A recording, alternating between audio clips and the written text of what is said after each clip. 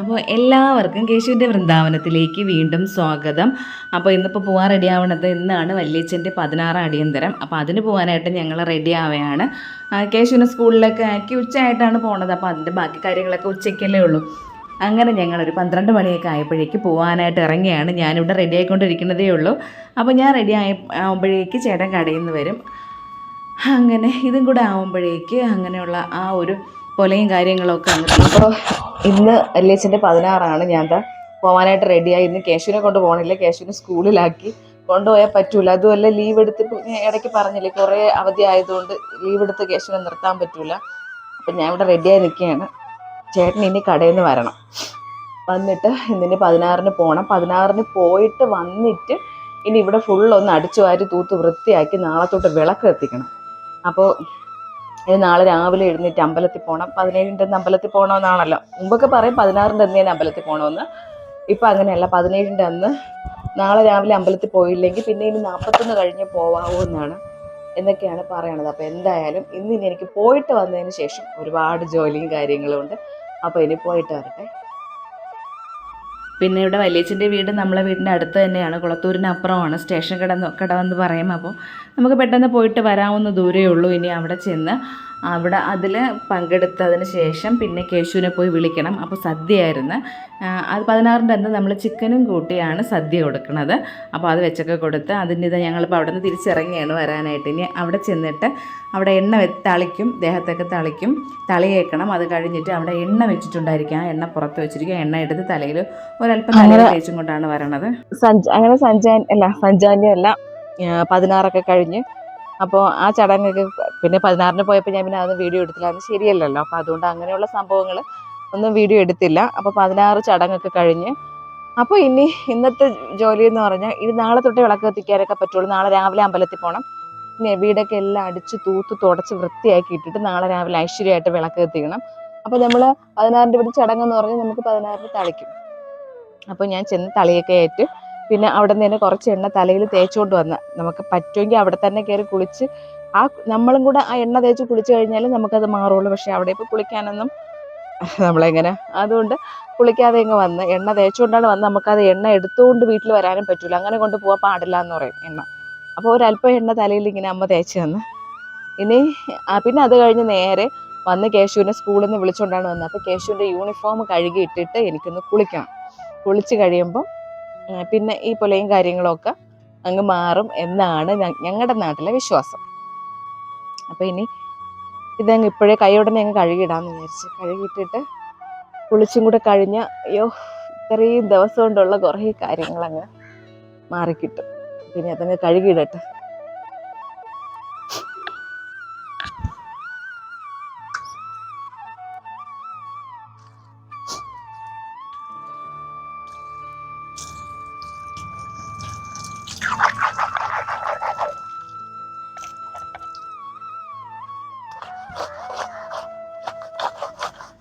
അപ്പോൾ കേശുവിൻ്റെ യൂണിഫോമൊക്കെ കഴുകിയിടണം. ഞാൻ കഴിഞ്ഞ വീഡിയോ അപ്ലോഡ് ചെയ്ത സമയത്തുണ്ടല്ലോ, കേശു ഇപ്പോൾ എനിക്ക് കേശുവിനെ വീഡിയോയിൽ കൊണ്ടുവരാൻ തന്നെ പേടിയാണ്.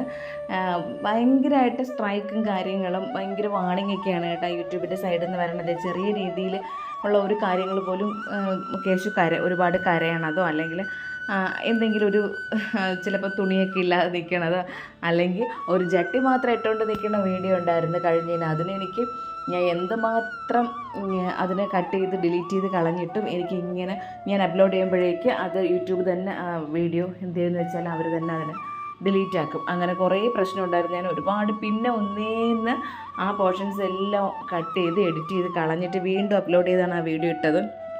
അപ്പോൾ അതുകൊണ്ട് അയ്യോ കേശുവിൻ്റെ അതൊക്കെ ഇപ്പോൾ മാക്സിമം നോക്കുകയാണ്. അങ്ങനെ അടിച്ച് വരലൊക്കെ കഴിഞ്ഞിട്ട് ഞാനവിടെ മുളകിൻ്റെ വിത്തിട്ടിരിക്കുകയായിരുന്നു. മുളകെന്ന് പറയുമ്പോൾ നമ്മൾ വീട്ടിൽ അരയ്ക്കാനായിട്ട് കടുവറുക്കാനായിട്ടൊക്കെ വാങ്ങിക്കുന്ന മുളകില്ലേ, അപ്പോൾ അതിൻ്റെ ലാസ്റ്റ് ആകുമ്പോൾ അത് അരിയെല്ലാം വീണ് കിടക്കുമല്ലോ, അതിനെ മൊത്തം അവിടെ തട്ടിയിട്ടിരുന്നിട്ട് അതെല്ലാം മുളച്ച് നിൽക്കുകയായിരുന്നു. പിന്നെ മുളക് തൈയൊക്കെ ഒന്ന് മാറ്റി നടാമെന്ന് വിചാരിച്ച്. നമ്മളിങ്ങനെ തൈകളൊക്കെ നിന്നാലും നമ്മളൊന്ന് ഇളക്കി മാറ്റി നട്ടാൽ മാത്രമേ നല്ല കൊഴുത്ത് വരുള്ളൂ കേട്ടോ. നമ്മൾ അങ്ങനെ അങ്ങ് നിൽക്കുമ്പോൾ അത്ര ഒരു ഇതിൽ വരില്ല. അങ്ങനെ നല്ല ജീവനോടെ ഉള്ളതിനെയൊക്കെ ഒന്ന് മാറ്റി നട്ട് അല്ലാത്തതിനെയൊക്കെ പറിച്ചു മാറ്റി. അത് കഴിഞ്ഞിട്ട് ഇനി എല്ലായിടവും തൂത്ത് തുടച്ച് വൃത്തിയാക്കി ഇടണം. നാളെ തൊട്ട് വിളക്ക് കത്തിക്കണമല്ലോ. അപ്പോൾ അതിനായിട്ട് ഇന്ന് തന്നെ എല്ലാം ഒരുക്കങ്ങൾ നടത്തണം. നമ്മളിപ്പോൾ നല്ല 2 പോലെയായിട്ട് ഇരുന്നതാണ്. അപ്പോൾ അങ്ങനെ കുറേ കാര്യങ്ങളൊക്കെ ഉണ്ടായിരുന്നല്ലോ.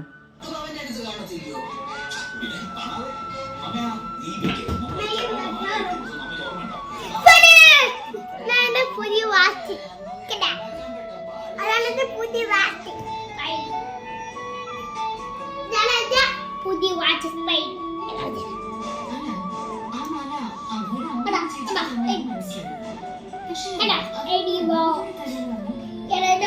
പുതിയ ടൈപ്പ്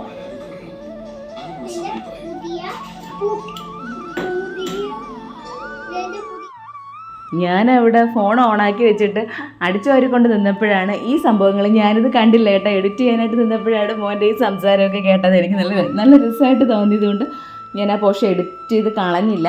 ഇനി എങ്ങാനും എനിക്ക് യൂട്യൂബിൻ്റെ ഭാഗത്തു നിന്ന് വാണിങ്ങോ ഒന്നും വന്നില്ലെങ്കിൽ മാത്രം ആ പോർഷൻസും കൂടെ ആഡ് ചെയ്യാം. ഇല്ലെന്നുണ്ടെങ്കിൽ പിന്നെ അതിന് ഡിലീറ്റ് ചെയ്യുക എന്നൊരു ഓപ്ഷനേ ഉള്ളൂ. കാരണം കേശു ചട്ടി മാത്രമേ ഇട്ടിട്ടുള്ളൂ. ഡ്രസ്സൊന്നും വേറെ ഉടുപ്പോ ബനിയനോ ഒന്നും ഇട്ടിട്ടില്ല. അങ്ങനെ കുളിയൊക്കെ കഴിഞ്ഞ് അപ്പോൾ നമ്മളെ ഒരു വിശ്വാസം അനുസരിച്ച് 16-ന് എണ്ണ തേച്ച് ആ കുളി കഴിയുമ്പോഴേക്കും നമ്മൾ ആ പുലയൊക്കെ മാറി എന്നാണ് നമ്മളൊരു വിശ്വാസം. അങ്ങനെ ഞാൻ നേരത്തെ പറഞ്ഞതുപോലെ അവിടെ നിന്ന് വന്നപ്പോഴേക്കും അവിടെ നിന്ന് എണ്ണയൊക്കെ തേച്ച് ആ എണ്ണ നമ്മളെ വീട്ടിൽ കൊണ്ടുവന്നുകൂടാന്ന് പറയും. അപ്പോൾ ഒരു തുള്ളി എണ്ണ എടുത്ത് തലയിൽ തേച്ചിട്ട് വന്നിട്ട് പിന്നെ ഞാൻ ഇവിടെ തൂത്തൊക്കെ ഇറക്കി കേശുവിൻ്റെ യൂണിഫോമൊക്കെ കഴുകിയിട്ട് കേശുവിനെയും മേലുകൊക്കെ കഴുകിയതിന് ശേഷമാണ് ഞാൻ കുളിച്ചത്. അപ്പോൾ ഇനി എന്തുവാ, അപ്പോൾ ഇനി നാളെ കുറേ മുന്നേയൊക്കെ പറയുമായിരുന്നു 16-ൻ്റെ അന്ന് കോവിലിൽ പോകണമെന്ന്. ഇപ്പോൾ പറയണത് 16-ൻ്റെ അന്നല്ല, 17-ന് 17-ൻ്റെ അന്നാണ് കോവിലിൽ പോകാനുള്ളതെന്ന്. അപ്പോൾ എന്തായാലും നാളെ രാവിലെ എഴുന്നേറ്റ് പനേരോട്ട് പോകണം. അപ്പം അല്ലെങ്കിൽ 17-ന് പോയില്ലെന്നുണ്ടെങ്കിൽ പിന്നെ നമ്മൾ അമ്പലത്തിൽ 41 കഴിഞ്ഞേ പോവാമോ എന്ന് പറയും. പിന്നെ വേറൊരു കാര്യമുള്ളതേ, ഈ 41 ചടങ്ങ് നമ്മളെ ഏരിയയിലൊന്നും ഇല്ലായിരുന്നു പണ്ട്. എൻ്റെ കുഞ്ഞിലെ എനിക്കത് ഓർമ്മ പോലും ഇല്ല. ഇപ്പോഴും ആറ്റിങ്ങൽ ഭാഗത്തോട്ട്, ആറ്റിങ്ങൽ ചിറയൻകീഴ്, ഇപ്പോൾ ചമ്മേര സ്ഥലം അയിലുമാണല്ലോ, അവിടെയൊന്നും ഇപ്പോഴും 41 ഇല്ല. അപ്പോൾ പിന്നെ പറയണൊക്കെ ക്രിസ്ത്യൻസിനാണ് ഈ 41 ചടങ്ങെന്ന് പറയും. ഇപ്പം പിന്നെ എല്ലാം ഈ പറയും പോലെ കല്യാണത്തിൻ്റെ ഹൽദി ചടങ്ങുണ്ടല്ലോ, അത് നമുക്കുണ്ടായിരുന്നു. ഇപ്പോൾ റീസെൻ്റ് ആയിട്ട് ഇപ്പോൾ ഒരു 10 വർഷത്തിനിപ്പുറമാണെന്ന് തോന്നുന്നത്. എൻ്റെ കല്യാണത്തിന് ഞാൻ കേട്ടിട്ട് പോലും ഇല്ല. എൻ്റെ കല്യാണം കഴിഞ്ഞിട്ട് 14 വർഷമാവാറായി. ഇപ്പോൾ റീസെൻ്റ് ആയിട്ടാണ് ഹൽദി ചടങ്ങൊക്കെ വന്നത്. എന്തൊക്കെ ചടങ്ങുകൾ കാണിക്കുമ്പോൾ അതൊക്കെ നമ്മളിലോട്ടാക്കിക്കൊണ്ടിരിക്കുകയല്ലേ. അപ്പോൾ അതുപോലെയാണ് ഇനി. അപ്പോൾ ഇതോടുകൂടെ ഈ 16-ഓടുകൂടെ നമ്മളെ ചടങ്ങെല്ലാം തീർന്നു. എന്തോന്നടാ, പിന്നെ ഈ 41 നടത്തുന്നവരുണ്ട്, അല്ലാത്തവരുണ്ട്. നമ്മളിപ്പോൾ നമ്മുടെ ഈ ഏരിയയിൽ ഈ ഭാഗത്തൊക്കെ 41 ചടങ്ങൊക്കെ ഉണ്ട്. ഇപ്പോൾ വല്യച്ഛൻ്റെത് എന്തായാലും 41 കാണും. അപ്പം അതറിയില്ല. എന്തായാലും ഈ പറഞ്ഞ കാര്യങ്ങളൊക്കെ എല്ലാം തീർന്ന്. അപ്പോൾ ഇത്രയാണ് നമ്മളെ ചടങ്ങുകൾ, ഇത്രയൊക്കെ ഉള്ളൂ. എന്തോന്ന് പിന്നെ അതുപോലെ തന്നെ പിന്നെ ചടങ്ങിന് കാര്യം പറഞ്ഞില്ലേ, അയലത്തോട്ടൊക്കെ അമ്മയുടെ സ്ഥലത്തോട്ടൊക്കെ എന്ന് വെച്ചാൽ മരണം കഴിഞ്ഞാൽ പിറ്റേന്നൊന്നും ആരും അവിടെ മരണം വിട്ടു പോയാൽ ഒന്നും കഴിക്കൂല, വെള്ളം പോലും കുടിക്കൂല. അവിടെ വേറെ ഒന്നും കൊടുക്കൂല, ചായയും വെള്ളമൊക്കെ ആയിരിക്കും കൊടുക്കുന്നത്. പക്ഷെ അവർ അമ്പലത്തിൽ പോക്ക് കാര്യങ്ങളും മരണം വീട്ടിൽ നിന്ന് എന്തെങ്കിലും കഴിച്ചു കഴിഞ്ഞാൽ പിന്നെ 16 അവിടുത്തെ ചടങ്ങ് കഴിഞ്ഞാൽ പോവാമോന്നുണ്ടല്ലോ. അപ്പം അതുകൊണ്ട് അങ്ങോട്ടൊന്നും ആരും കഴിക്കില്ല. പക്ഷെ നമ്മളിങ്ങോട്ടൊന്നും അങ്ങനെയൊന്നുമല്ല. നമ്മൾ പോയാൽ മരണം വീട്ടിൽ നിന്ന് ആഹാരമൊക്കെ കഴിക്കും, ആ ഒരു മര്യാദ കാണിക്കും. പിന്നെ ഞാൻ പറഞ്ഞതെന്തെന്ന് വെച്ചാൽ അങ്ങോട്ടൊക്കെ എന്ന് വെച്ചാൽ സഞ്ചാന്യം ഇല്ല. 5 എന്ന് പറയുന്ന ഒരു ചടങ്ങില്ല. നമുക്ക് ഇവിടെ എന്ന് വെച്ചാൽ സഞ്ചാന്യം 5-ൻ്റെ അന്ന് എന്തോണം അസ്ഥി എടുക്കുന്നത്, അങ്ങനെ ഒരു ചടങ്ങുണ്ട്. 5-ൻ്റെ അന്ന് അസ്ഥി എടുത്തിട്ട് ചിലപ്പോൾ അന്ന് തന്നെ ഒഴുക്കും, ചിലപ്പോൾ 16 ദിവസം വീട്ടിൽ വിളക്ക് കത്തിച്ച് വീട്ടിൽ വെച്ചിരിക്കും. അപ്പം അങ്ങനെ വെച്ചിരിക്കണം. അല്ലല്ല, അങ്ങനെ എന്തൊക്കെയുണ്ട് കേട്ടോ. ഞാൻ പറയണത് കറക്റ്റ് ആണോ എന്ന് എനിക്ക് അറിഞ്ഞൂടാ. 5-നാണോ അസ്ഥി എടുക്കണതെന്ന് അത്ര അറിഞ്ഞൂടാ എനിക്ക്. എന്തായാലും നമ്മളെവിടെ നമ്മളെ നാട്ടിലൊക്കെ സഞ്ചാന്യം എന്ന് പറയുന്ന ചടങ്ങുണ്ട്, അത് 5-നാണ്. അപ്പോൾ ആ സഞ്ചാന്യത്തിൻ്റെ അന്ന് അസ്ഥി കൊണ്ട് ഒഴുക്കണവരുണ്ട്. ചിലവരെന്ന് വെച്ചാൽ 16-ൻ്റെ അന്നേ അസ്ഥി ഒഴുക്കുള്ളൂ, അങ്ങനെയുണ്ട്. അപ്പോൾ അമ്മയുടെ നാട്ടിലൊന്നും ഈ സഞ്ചാന്യം 5 എന്ന് പറയുന്ന അങ്ങനെ ചടങ്ങില്ല. അവർക്ക് 16 മാത്രമേ ഉള്ളൂ. അതും 16 അല്ല, 15, 16 2 ദിവസമാണ് അവർക്ക് അവിടുത്തെ ചടങ്ങുകൾ. അപ്പം നമുക്ക് 5-നൊരു തളിക്കും, 5-നൊരു തളിയുണ്ട്. അത് കഴിഞ്ഞാൽ പിന്നെ 16-നാണ്. 16-ന് തളിയുണ്ട്. 5-ൻ്റെ തളി ഏറ്റിട്ടും 5-ൻ്റെ തളിച്ചാലും നമുക്ക് നമ്മളെ പൊലയൊന്നും മാറൂല. 16-ന് തളിച്ചാൽ മാത്രമേ പൊല മാറുള്ളൂ. അപ്പോൾ അങ്ങനെ കുറേ കാര്യങ്ങളൊക്കെ കഴിഞ്ഞ് ഇനി നാളെ തൊട്ട് വിളക്ക് കത്തിക്കണം. ആദ്യം വിചാരിച്ച് ശനിയാഴ്ച വൃശ്ചികം 1 അപ്പോൾ വൃശ്ചികം 1 തൊട്ട് വിളക്ക് കത്തിക്കാമെന്ന്. പിന്നെ വിചാരിച്ച് വേണ്ട, നാളെ ബുധനാഴ്ചയാണ്, എന്നാലും കുഴപ്പമില്ല, നാളെ തൊട്ടങ്ങ് വിളക്ക് കത്തിക്കാം എന്ന് വിചാരിക്കുകയാണ്. കാരണം ഇത്രയും ദിവസം വിളക്ക് കത്തിക്കാതിരുന്നിട്ട് ആ ഒരു ഒരു ഒരു എന്തിനാലിറ്റി ഉണ്ട്. നമ്മൾ വിളക്കൊക്കെ കത്തിച്ചിരുന്ന വീടല്ലേ, അപ്പോൾ നമുക്കൊരു കാര്യം വന്നാൽ അങ്ങനെയാണ്, അതങ്ങനെ തന്നെ ആയിത്തീരണം. എന്തായാലും നാളെ തൊട്ട് ഇനി വിളക്ക് കത്തിക്കണം. അപ്പോൾ ഞാൻ തുണികളൊക്കെ പറക്കട്ടെ, സന്ധ്യയായി. ഇനി കുറച്ചും കൂടെ കഴിഞ്ഞാൽ വീണ്ടും കിടന്നത് മഞ്ഞ.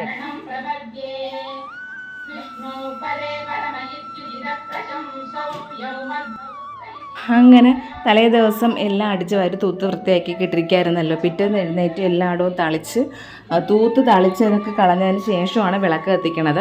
പിന്നെ എനിക്കിന്ന് രാവിലെ എഴുന്നേറ്റ് അമ്പലത്തിൽ കൂടെ പോകണം. അപ്പോൾ കേശുവൊക്കെ എഴുന്നേൽക്കുന്നതിന് മുന്നേ രാവിലെ അമ്പലത്തിൽ പോയിട്ട് വന്നാൽ മാത്രമേ നടക്കുകയുള്ളൂ, അല്ലെങ്കിൽ പിന്നെ ബുദ്ധിമുട്ടായിരിക്കും. വൈകുന്നേരമൊക്കെ ആകുമ്പോൾ മടിക്കും. എനിക്ക് എപ്പോഴും നമ്മൾ രാവിലെ എഴുന്നേറ്റ് കുളിച്ചൊരുങ്ങി അമ്പലത്തിൽ പോകണതാണ് ഇഷ്ടം.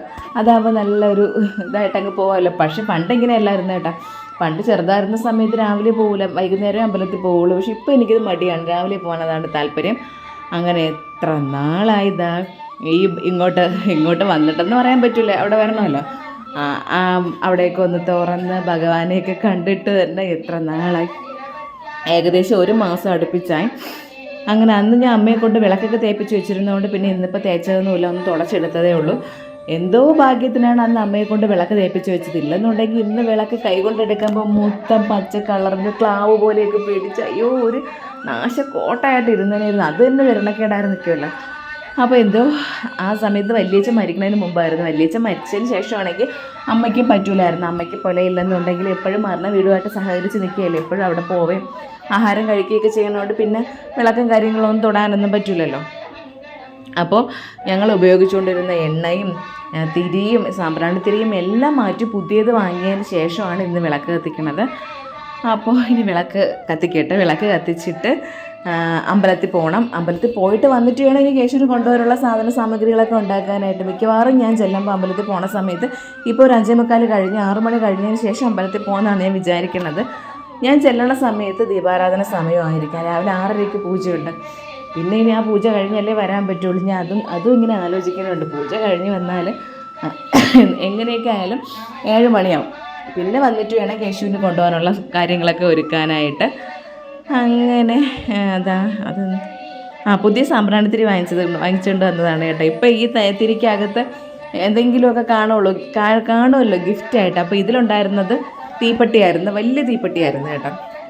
നമ്മൾ സാധാരണ വാങ്ങും പോലത്തെ അതിനേക്കാളും കുറച്ച് വലിപ്പമുള്ളൊരു തീപ്പെട്ടിയാണ് അതിനകത്തുനിന്ന് കിട്ടിയത്. ചിലപ്പോൾ നമുക്ക് ധൂപമൊക്കെ കിട്ടും. അപ്പോൾ ഇതിൽ ഞാനും ധൂപമാണ് പ്രതീക്ഷിച്ചത്. എനിക്ക് തീപ്പെട്ടിയെക്കാളും ഇഷ്ടം ധൂപമായിരുന്നു. അതല്ല കിട്ടിയത് തീപ്പെട്ടിയാണ്. എന്നാലും പോട്ടെ, കുറച്ചും കൂടെ ക്വാളിറ്റി ഉള്ളതുപോലെ തോന്നി.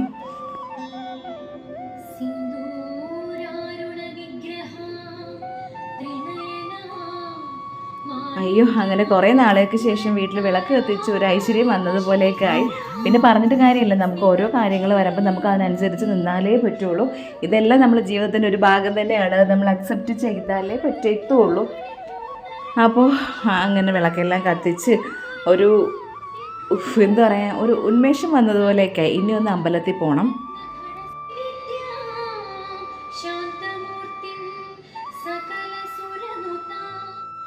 സമയം ഇപ്പോൾ 6:10 ആരും ഉറക്കം എഴുന്നേറ്റിട്ടില്ല, എല്ലാവരും ഉണർന്ന് കിടപ്പുണ്ട്. പക്ഷേ എണീച്ചില്ലെന്ന് മാത്രമേ ഉള്ളൂ.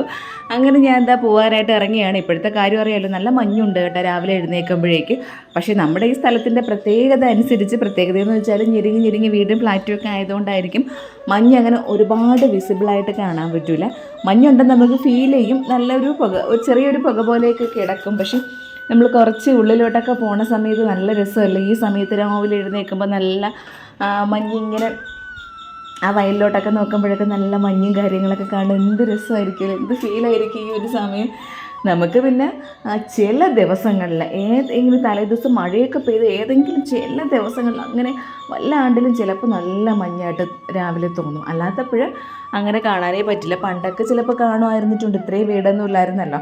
നമ്മളെ വസ്തു തന്നെ ഞങ്ങൾക്ക് 10 സെൻറ്റായിരുന്നു. ആ 10 സെൻറ്റിൽ ഞങ്ങൾ ഒരു ഓടിട്ട വീടിരുന്ന സ്ഥാനത്ത് ആ 10 സെൻറ്റിൽ ഇപ്പോൾ 3 വീടായി. എല്ലായിടത്തെ അവസ്ഥയും ഇത് തന്നെയാണ്. ഓരോ 10 സെൻറ്റിൽ ഒറ്റ വീടുണ്ടായിരുന്ന സ്ഥലത്ത് ഇപ്പം 2, 3 വീടായിട്ടുണ്ട്.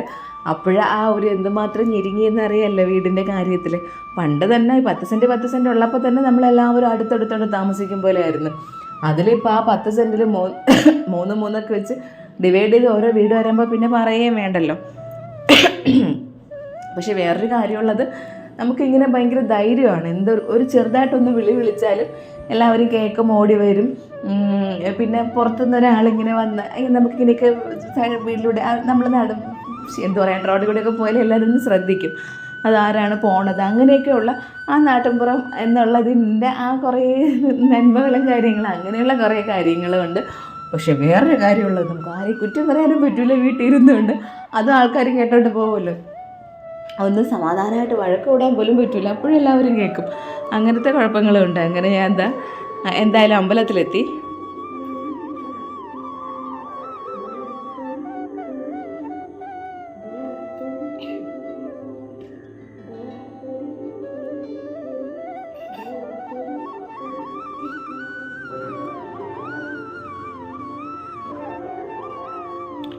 അമ്പലത്തിൽ കയറുമ്പോൾ മുടി ഇങ്ങനെ അഴിച്ചിട്ടുകൊണ്ട് കയറാൻ പാടില്ല എന്ന് പറയും. ചിലപ്പോഴൊക്കെ ഞാൻ കയറുമ്പോൾ അമ്മാമയ്ക്കുള്ള സമയത്ത് നല്ല വഴക്ക് പറയുമായിരുന്നു മുടി അഴിച്ചിട്ട് അമ്പലത്തിൽ കയറണതിന്.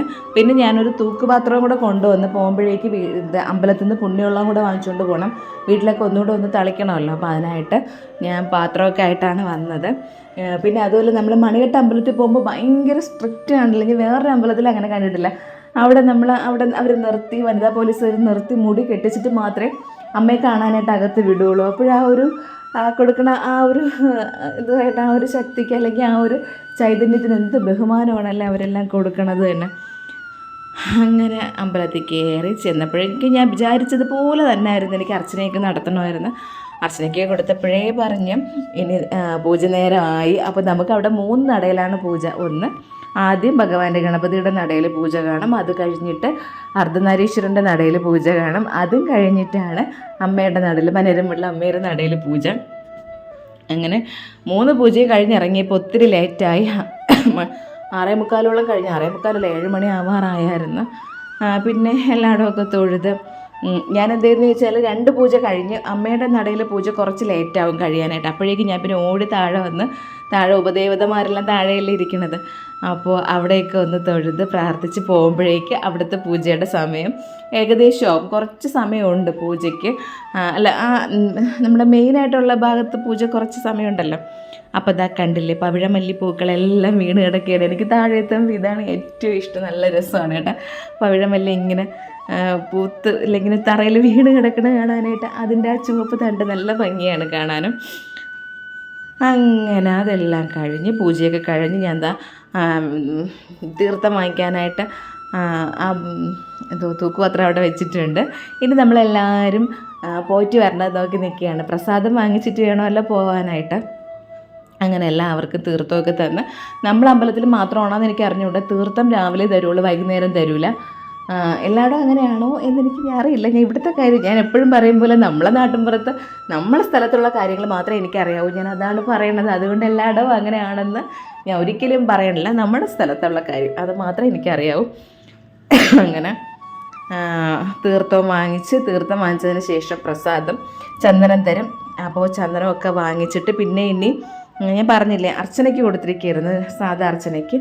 അപ്പോൾ അർച്ചനയുടെയൊക്കെയുള്ളതും എല്ലാം വാങ്ങിച്ച് പുണ്യവെള്ളം വാങ്ങിച്ചു കൊണ്ട് തിരിച്ച് വീട്ടിലെത്തി. വീട്ടിൽ വന്നിട്ട് ഒന്നും കൂടെ എല്ലായിടവും വീട് മൊത്തം പുണ്യവെള്ളമൊക്കെ കുടഞ്ഞ് എടുത്തതിന് ശേഷം അപ്പോഴേക്കും അമ്മ അടുക്കളയിൽ കയറി അമ്മ ഓരോ കാര്യങ്ങൾ ചെയ്തുകൊണ്ടിരിക്കുകയായിരുന്നു. പിന്നെ കേശുവിന് കൊണ്ടുപോകണം എന്താണെന്ന് അമ്മയ്ക്ക് കൺഫ്യൂഷനാണ്. ഞാൻ എന്താണ് ഉദ്ദേശിക്കണതെന്ന് അമ്മയ്ക്ക് അറിയാൻ പറ്റിയില്ല.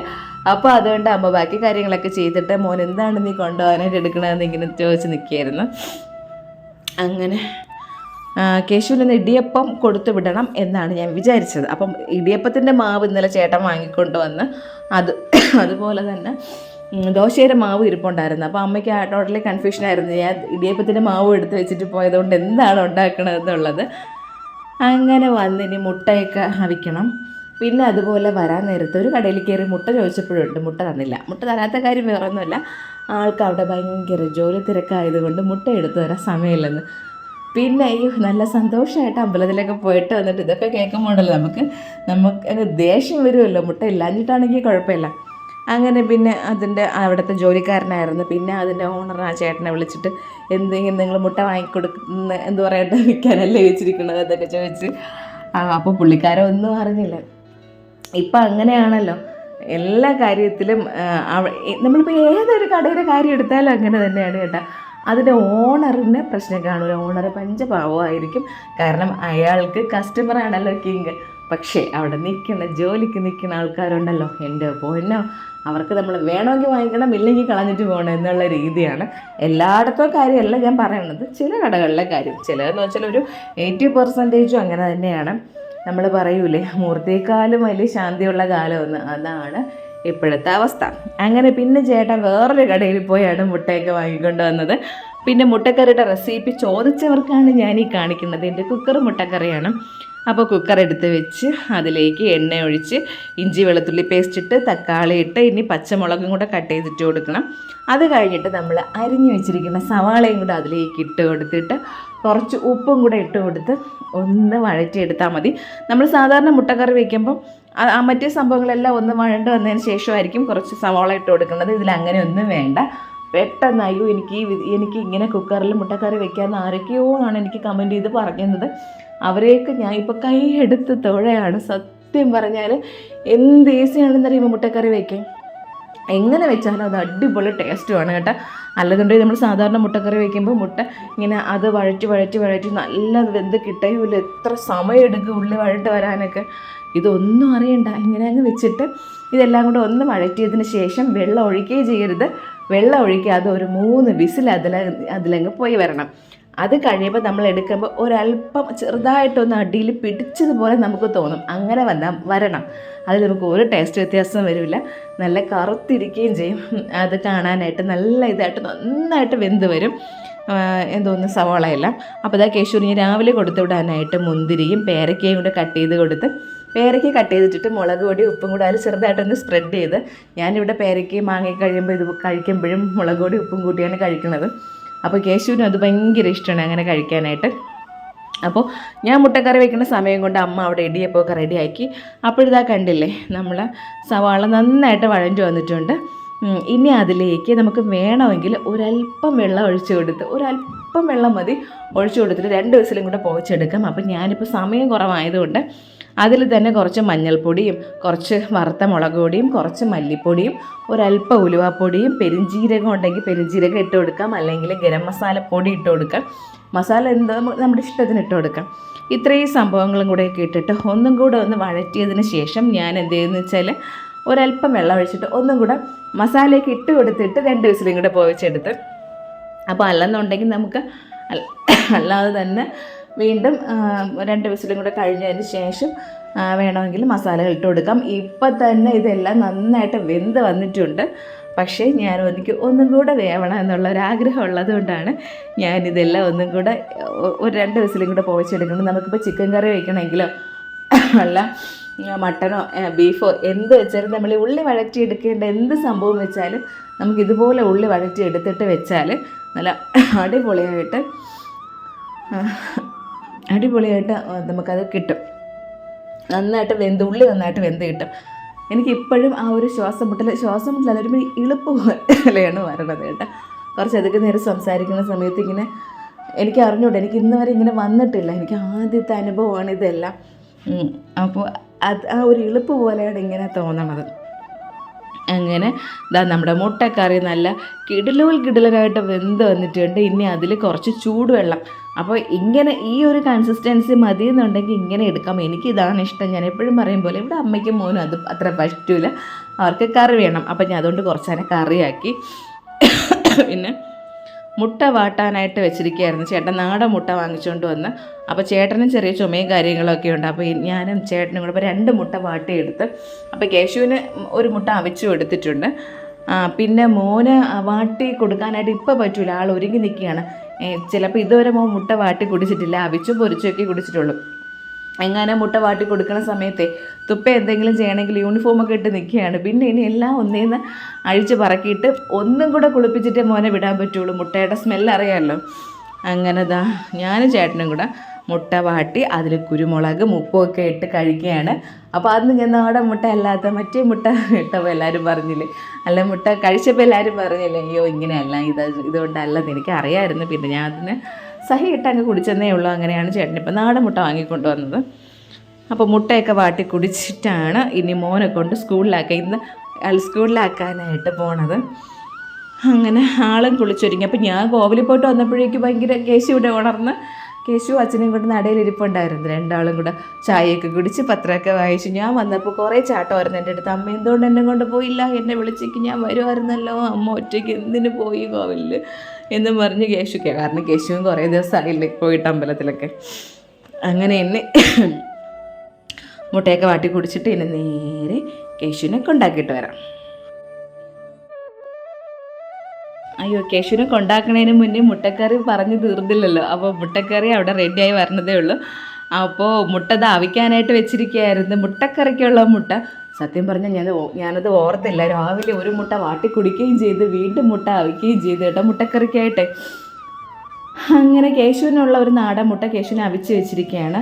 മോന് കൊടുത്തില്ലായിരുന്ന മുട്ട ഞാൻ പറഞ്ഞ അവിടെ കേശുവിനെ കൊണ്ടാക്കണം എന്നൊക്കെ പറഞ്ഞ് അവസാനിപ്പിച്ചപ്പോഴാണ് അയ്യോ അല്ലല്ലോ ഇനിയാണല്ലോ ബാക്കി കാര്യങ്ങൾ കിടക്കണതെന്ന്. അങ്ങനെ ഇതാ മുട്ടയും കൂടെ ആക്കിയെടുത്തിട്ട് ഇനിതാ കറി അവിടെ സെറ്റായിട്ടിരിക്കുകയല്ലേ. അപ്പോൾ അതിലേക്ക് ഇട്ട് കൊടുത്തിട്ട് നന്നായിട്ടൊന്ന് വഴറ്റിയെടുക്കണം. വഴറ്റിയെടുത്തിട്ട് എന്തെന്ന് വെച്ചാൽ ഒരല്പം വെള്ളം കൂടെ ഒഴിച്ച് ഒന്ന് ചൂടാക്കിയിട്ട് കുക്കറങ്ങ് നല്ല വെയിറ്റ് ഒന്ന് മാറ്റാണ്ട് അങ്ങ് അടച്ചു വെച്ചിരുന്നാൽ മതി. ഫ്ലെയിമൊന്നും ഓണാക്കണ്ട, വെറുതെ അങ്ങ് അടച്ചു വെച്ചിരിക്കുമ്പോഴേക്കും ഈ മുട്ടയും കറിയും കൂടെയൊക്കെ ആയിട്ട് വീണ്ടും ഒന്ന് സെറ്റായിക്കോളൂ. അപ്പോൾ നല്ല പ്രഷർ കാണുമല്ലോ അതിനകത്ത്. എന്നിട്ടെടുക്കുമ്പം നല്ല കിടില മുട്ടക്കറിയാണ്, ഞാൻ ഗ്യാരൻറ്റിയാണ്. ഇതുപോലെ മുട്ടക്കറി വെച്ച് നോക്കണം. ഒരു കാര്യം ശ്രദ്ധിക്കാനുള്ളത് ഞാൻ ആദ്യം പറഞ്ഞതുപോലെ നമ്മൾ അതിനെല്ലാം വഴറ്റാൻ നേരത്ത് സവോള വഴറ്റാനായിട്ട് തുടക്കത്തിൽ നമ്മൾ സവോള ഇങ്ങോട്ടേക്ക് ഇട്ട് അടച്ച് വയ്ക്കുമ്പോൾ വെള്ളം ഒഴിക്കുകയും ചെയ്യരുത്. വെള്ളം ഒഴിച്ചാൽ നന്നായിട്ട് വെന്ത് കിട്ടില്ല. ആ സവോളയിലും തക്കാളിയിലും ഒക്കെ വെള്ളമുണ്ട്. അപ്പോൾ അത് 3 വിസിലിൽ തന്നെ എടുക്കണം. 4ാമത്തെ വിസിലൊക്കെ പോയാൽ ചിലപ്പം നന്നായിട്ട് അടിയിൽ പിടിക്കും. 3ാമത്തെ വിസിലാകുമ്പോൾ നല്ല അടിയിൽ പിടിക്കില്ല, ചെറുതായിട്ടൊന്ന് കരിഞ്ഞ് വരെയുള്ളൂ. പക്ഷേ അത് നമുക്ക് നല്ലതാണ്. കറി നല്ല കറുത്ത കളറിലും കിട്ടും. ആ കറിക്ക് ഒരു ചെവയും വരില്ല, വേറെ ഒരു പ്രശ്നങ്ങളുമില്ല.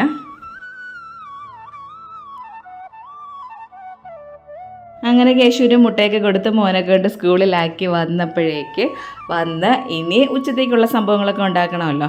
അപ്പോൾ അമ്മ മരിച്ചിനി അവിയൽ വെക്കാനായിട്ട് അതെല്ലാം കട്ട് ചെയ്ത് അടുപ്പത്താക്കി. മീനെല്ലാം കട്ട് ചെയ്ത് വെച്ചിരിക്കുകയായിരുന്നു. അതുപോലെ തന്നെ ഒരു ഉടച്ചു കറി വെക്കാമെന്നും പറഞ്ഞ് വീട്ടിൽ നിന്ന് അമ്മയും അച്ഛനും വന്നപ്പോഴേക്കും നമ്മളിവിടെ മൊന്തങ്കായ എന്ന് പറയും. മൊന്തങ്കായ ഉണ്ട്, പേങ്കായ ഉണ്ട്, ഏത്തക്കായ ഉണ്ട്. അതിൽ മൊന്തങ്കായ അത് എൻ്റെ വല്യച്ഛൻ്റെ വീട്ടിലുണ്ട്. അവിടെ ആ വാഴയുണ്ട്. അപ്പോൾ അവിടെ നിന്ന് കൊല വെട്ടിയ സമയത്ത് മൊന്തങ്കായ കൊടുത്ത്, അപ്പോൾ അത് കൊണ്ടുവന്നായിരുന്നു. അങ്ങനെ ആ മൊന്തങ്കായും അതുപോലെ തന്നെ പയറും അതൊക്കെ ഇട്ടിട്ട് ഒരു മരിച്ചിനി കിടപ്പുണ്ടായിരുന്നു. ആ ഒരു മരിച്ചിനിയും കൂടെയൊക്കെ ഇട്ട് അമ്മ അത് ഉടച്ച് കറിക്കായിട്ട് ഉടച്ച് വയ്ക്കുകയാണ്. പിന്നെ അതുപോലെ തന്നെ വേവാത്ത മരിച്ചിനി ഞാൻ പറഞ്ഞില്ലേ, ആ മരിച്ചിനി ബാലൻസ് ഉണ്ടായിരുന്നു. അതിനെ എടുത്തങ്ങ് ഇത് അവിയൽ വയ്ക്കാതെന്ന് പറഞ്ഞ് അതിനെ അടുപ്പത്താക്കി. പിന്നെ ഈ മരിച്ചിനി അവിയൽ വെക്കുന്നതിൻ്റെ റെസിപ്പിയൊക്കെ ഞാൻ ഷോർട്സ് ഇട്ടിട്ടുണ്ട്. നല്ല ഈസി ആയിട്ട് മരിച്ചിനി അവിയൽ വയ്ക്കാം. അപ്പോൾ ആ സമയത്ത് ആരോ ചോദിച്ചു പുളി അരയ്ക്കേണ്ടത്. നമ്മൾ അവിയലിൽ നമ്മൾ അങ്ങനെ പുളി ചേർക്കാറില്ല. അമ്മ ചിലപ്പോൾ ചക്കിലൊക്കെ ചേർക്കുന്നതാണ്. മരിച്ചിനി അവിയലിൽ നമ്മൾ പുളിയൊന്നും ചേർക്കില്ല. പിന്നെ കുറച്ച് ലാസ്റ്റ് ആകുമ്പോഴേക്കും ഒരല്പം പച്ച എണ്ണയും കൂടെ ഒഴിച്ചെടുത്താൽ നല്ല കിടിലൻ മരിച്ചിനി അവിയൽ റെഡിയാവും. പക്ഷേ ഒരു കാര്യം മാത്രമേ ഉള്ളൂ, വേവാത്ത മരിച്ചിനി ആയിരിക്കണം. നല്ല വേവണ മരിച്ചിനിയാണെങ്കിൽ അത് അവിയലാവൂല, മരിച്ചിനി തന്നെ നമ്മൾ മരിച്ചിനി ഉടച്ചത് തന്നെ ആവുകയുള്ളൂ. പിന്നെ ലാസ്റ്റ് ഉപ്പൊക്കെ നോക്കിയിട്ട് കുറച്ച് ഉപ്പും കൂടിയൊക്കെ ഇട്ട് കൊടുത്ത് ഇളക്കി കൂട്ടി എടുത്തു കഴിഞ്ഞാൽ കിടിലൻ മരിച്ചിനി അവിയൽ റെഡിയായി. പിന്നെ മറ്റേ കൂട്ടുകറി ഉണ്ടല്ലോ, കൂട്ടുകറിയിൽ ഉടച്ച് കറിക്കുള്ളതെല്ലാം നല്ല വെന്ത് വന്നിരിക്കുകയായിരുന്നു. അങ്ങനെ അമ്മ അത് അരപ്പും കൂടെ അരച്ച് തന്ന് ഇനി അതിനൊന്ന് ഉടച്ചങ്ങ് അടുപ്പത്ത് വെച്ച് അരപ്പും കൂടെ ഒന്ന് ചൂടാക്കി എടുക്കണം ജോലിയേ ഉള്ളൂ. പിന്നെ അതിൽ കടുകും കൂടെ താളിക്കണം, എല്ലാം കൂടെ ഒന്ന് ഉടച്ചെടുക്കണം. നല്ല ടേസ്റ്റാണ് കേട്ടോ. എനിക്കിത് ഭയങ്കര ഇഷ്ടമുണ്ട്, ചേട്ടനും ഇഷ്ടമുണ്ട് ഇതുപോലെ ഉടച്ച് വയ്ക്കണത്. എന്നാൽ അമ്മയ്ക്കിത് വലിയ താല്പര്യമൊന്നുമില്ല. പിന്നെ ഒരു കാര്യമുള്ളത്, പെട്ടെന്ന് നമ്മൾ രാത്രി നേരത്തെ ബാലൻസ് ഉണ്ടെങ്കിൽ എടുത്ത് ഫ്രിഡ്ജ് വെച്ചില്ലെങ്കിൽ പെട്ടെന്ന് ചളച്ചു പോകും. അങ്ങനൊരു കാര്യമുണ്ട്. പിന്നെ ഇനി എന്തോന്ന്, ചൂരമീൻ വാങ്ങിച്ചതിൻ്റെ പകുതി ചൂരമീൻ മാത്രമേ വെച്ചോളായിരുന്നു. അതിൻ്റെ ബാലൻസ് ചൂര ഇരിപ്പുണ്ട്. അപ്പോൾ അതും കൂടെ അതിൻ്റെ ബാലൻസാണ് അമ്മ ഇന്ന് കറി വയ്ക്കാനായിട്ട് എടുത്ത് വെച്ചത്. അപ്പോൾ അതിനുള്ള അരപ്പാണതും അമ്മ അവിടെ തയ്യാറാക്കിക്കൊണ്ടിരിക്കുന്നത്, മീൻ കറിക്കുള്ളത്. അപ്പോൾ അത് റെഡിയായി. പിന്നെ ചൂരയിൽ തക്കാളി പച്ചമുളകും ഒക്കെ ഇട്ട് ഇതെല്ലാം കൂടെ അരച്ചും കൂടെ എടുത്ത് അതും കൂടെ റെഡിയാക്കി. പിന്നെ എനിക്ക് അവിടെ അപ്പോൾ അടുക്കള ജോലിയൊക്കെ ഏകദേശം സെറ്റായി. പിന്നെ ആ മൂലയ്ക്കൊരു കോവൽ പടർന്ന് നിൽക്കുകയായിരുന്നു. പടർന്ന് നിന്നതല്ല, ഞാൻ സുന്ദര ചേച്ചിയുടെ അവിടെ നിന്ന് ഒരു തൈ കൊണ്ട് വെച്ചതായിരുന്നു. അതിപ്പോൾ ശരിക്ക് പടർന്ന് അയലോക്കത്തോട്ടൊക്കെ പോയി തുടങ്ങി അതിൻ്റെ വള്ളികളെല്ലാം. പിന്നെ ഞാനിപ്പോഴാണ് അത് കാര്യമായിട്ട് ശ്രദ്ധിക്കണത്. അപ്പോഴേക്കും നിറച്ച് അതിൽ പിടിച്ച് നിൽപ്പുണ്ട്, കുഞ്ഞും കോവയ്ക്ക് നിൽപ്പുണ്ട്, നിറയെ പൂ നിൽപ്പുണ്ട്. അപ്പോൾ അതെല്ലാം രക്ഷപ്പെട്ട് വരുമെന്നൊന്നും എനിക്കറിയില്ല, ആദ്യമായിട്ട് കാഴ്ച തുടങ്ങുന്നതാണ്. അപ്പോൾ പിന്നെ അതെല്ലാം കൂടെ അങ്ങനെ അപ്പുറത്തും ഇപ്പുറത്തും ഒക്കെ പോയി ആൾക്കാർക്ക് ശല്യം ഉണ്ടാക്കാനും പാടില്ലല്ലോ. ഇപ്പം നമ്മൾ നട്ട ഒരു സംഭവം അടുത്ത വീട്ടുകാർക്ക് അത് ഇഷ്ടപ്പെടണമെന്നൊന്നുമില്ല. അവിടെ എന്തെങ്കിലും എന്നൊക്കെ നട്ടിട്ട് ഇപ്പുറത്തോട്ടൊന്നും നമുക്കും അത് ഇഷ്ടമാവണമെന്നൊന്നുമില്ല. അവരാരും ഒന്നും പറഞ്ഞിട്ടല്ല, എന്നാലും ഞാൻ പറയണത് നമ്മൾ നമ്മുടേതായ മര്യാദ കാണിക്കണമല്ലോ. അങ്ങനെ ഈ പോവലിനറിഞ്ഞൂടല്ലോ അതിപ്പുറത്ത് നട്ട ആളിൻ്റെ വസ്തുവല്ല അപ്പുറത്തുള്ളതെന്ന്. കാരണം അതിനിഷ്ടമുള്ള രീതിയിൽ ഓടിപ്പോവും. അങ്ങനെ ഞാൻ എന്ത് ചെയ്യുന്നു വെച്ചാൽ വേറെ ഒരു പന്തലം ഇട്ട് കൊടുത്ത്, വേറെ ഒന്നും ചെയ്തില്ല. കുറച്ച് കമ്പ് ഒടിച്ചുകൊണ്ട് വന്നിട്ട് ആ മതിലിലും അതുപോലെ തന്നെ ആ സ്റ്റെയർ നമ്മുടെ ആ സൺഷെയ്ഡിലൊക്കെ ആയിട്ട് ആ കമ്പ് അങ്ങ് കുത്തി വെച്ചിട്ട് കോവലിൻ്റെ വള്ളികളെല്ലാം പിടിച്ച് അതിലേക്ക് അങ്ങ് ഇട്ട്. അപ്പോൾ നല്ല രസമുണ്ട് കേട്ടോ, കാണാൻ നല്ല ഭംഗിയായിരുന്നു. നല്ലൊരു പന്തൽ പോലെ അങ്ങ് കിടക്കണുണ്ട്. പിന്നെ ഈ കോവലിന് ആയുസ് കൂടുതലാണ്, നമുക്ക് പെട്ടെന്നൊന്നും നശിച്ചു പോകില്ല. ഒരു 8-9 വർഷമെങ്കിലും നിൽക്കും. കാരണം അപ്പുറത്തെ സുനിത ചേച്ചിയുടെ വീട്ടിൽ കോവൽ എത്ര വർഷമായെന്നറിയാമോ, ഇപ്പോഴും കിട്ടും ഇഷ്ടം പോലെ. പിന്നെ അവർക്കത് പടർത്തി വിടാനുള്ള സ്ഥലം ഉണ്ടായിരുന്നു. കളിക്കൊന്നയിലായിരുന്നു കൂടുതലും കോവൽ പടർന്ന് കിടക്കുന്നത്. അങ്ങനെ ഒരുപാട് പടർന്ന് അതിൻ്റെ വള്ളിയൊക്കെ നല്ല കനവും വെച്ച്. അപ്പോൾ ഇഷ്ടം പോലെ കായ്ക്കണമുണ്ട്. ഉണ്ടക്കോവലാണ്. എനിക്കിപ്പോൾ അത്രയ്ക്കൊന്നും പറ്റൂല. ഇത്ര ആ ഒരു ഇട്ടാവട്ട സ്ഥലത്ത് കുറച്ച് ദിവസത്തേക്കുള്ളത് കിട്ടിയാലും മതി എന്നുള്ള രീതിയിലാണ് അതെല്ലാം അവിടെ റെഡിയാക്കി ആ ഒരു പന്തലൊക്കെ ശരിയാക്കി അങ്ങ് കൊടുത്തത്. അപ്പോൾ ഇതൊക്കെയാണ് ഇന്നത്തെ വിശേഷങ്ങൾ ഇഷ്ടമെങ്കിൽ ലൈക്ക് ചെയ്യുക, ഇഷ്ടമില്ലെങ്കിൽ ഡിസ്ലൈക്ക് ചെയ്യുക. പിന്നെ നിങ്ങളിത് കാണുന്നത് FBയിലാണെങ്കിൽ എൻ്റെ പേജ് ഒന്ന് ഫോളോ ചെയ്യണം, അല്ല യൂട്യൂബിലാണെങ്കിൽ ചാനലൊന്ന് സബ്സ്ക്രൈബ് ചെയ്യാനായിട്ട് മറക്കരുത്. പുതിയ വീഡിയോയും പുതിയ ഒത്തിരി വിശേഷങ്ങളായിട്ട് നമുക്ക് വീണ്ടും കാണാം.